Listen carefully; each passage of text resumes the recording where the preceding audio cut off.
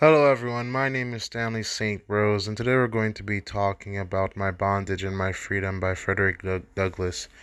Now, before I go into the summary and analysis of this work, please remember to leave a like, subscribe, and/or comment so that the channel can continue to grow. My Bondage and My Freedom by Frederick Douglass. Very important work here. Lots is happening within this work. It's really a lot to take in. Let's just be honest here. Um, the book is talking about the era in Frederick Douglass's life where he was a slave and how dehumanizing that was, how traumatizing that was, and all the things he went through as a child, growing up in it, and his freedom, and what it means to get an education as a former slave, to read and to analyze the society in which he lived in, and what it means for the black individual or the black people who were enslaved, and for the white slave owners.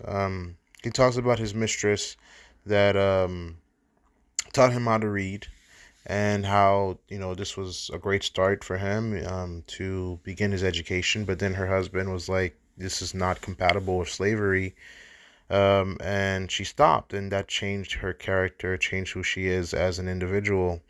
So slavery is something that you can pretend it didn't bother people, but humans, that cruelty, especially to another human being, it does somewhere deep inside of you. It does. You know what's morally and ethically right and wrong. I think human beings have this capacity to know when something is wrong. So, if you are a slave owner in the South and you are killing and you are beating and you are brutally handling your slaves, if you do have some humanity within you at some point, um, it will haunt you. It will have some effect on you, and at some parts in the darkness of night, you're gonna have to like answer to your conscience. Is this right for me to do? And ultimately, I think that's why that this country had to have a civil war, because deep within the soul of the country, everybody knew that it was wrong, and the brutality, the cruelty, the killing, the bloodshed, it was just too much. It was just too much, and it just couldn't. It was something that could not sustain. That could not exist within the country.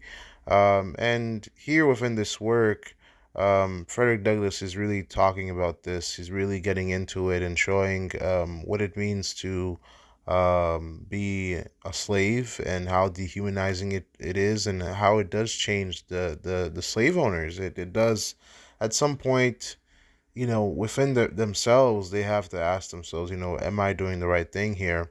Now, there's a lot of people who had ideas about black people. Well, if they do become free people, can they exist in a society? Can they exist in our society?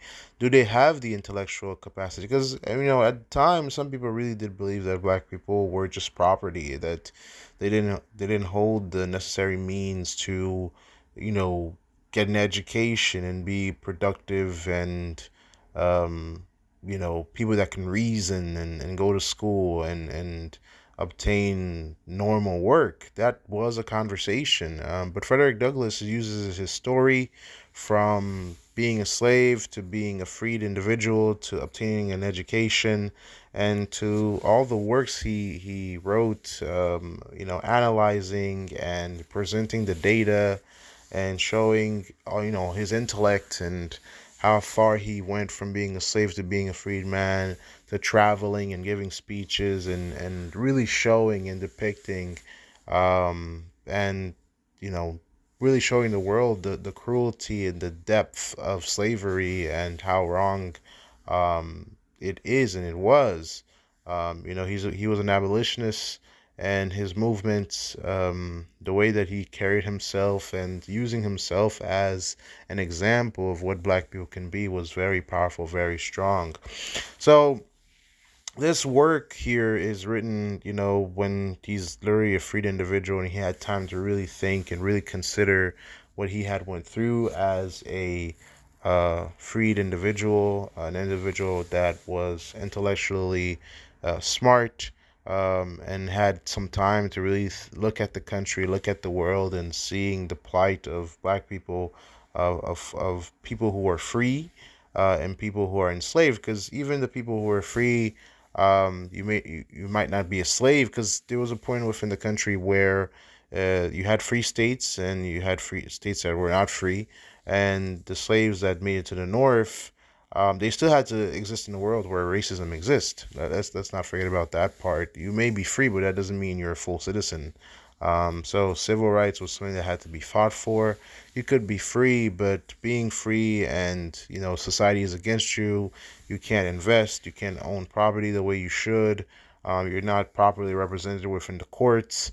And so, yes, you're free. Yes, you're not a slave. Yes, somebody doesn't own you. But at the same time, when you live in a society, when the structure of the society does not open doors for you to advance within the society in terms of finances, economics, positioning, and in class, you're pretty much, maybe you're not free, maybe you're not a slave anymore, but you're living under oppression, because the whole weight of society now is upon your head to keep you in your place. It's like, well, you can't own property, you can't do this, you can't do that. You are free, you're not a slave anymore, but now to exist, you're going to live where we tell you to live, you're going to buy what we tell you to buy, and you're going to exist, and you're going to work where we want you to work. And it's like we took off the chain, but you're gonna live within this pen. So it's like from the chain to the pen. Um, so yeah, so Frederick Douglass, of course he was an abolitionist, but he really helped set um, he got the ball rolling, that would lead to civil rights and full equality, in America and in other countries as well, because he was very inspirational, his life and what he wrote. So very interesting work here. That's all I have to say about it. Please remember to leave a like, subscribe, and or comment, and I'll see you guys in the next video.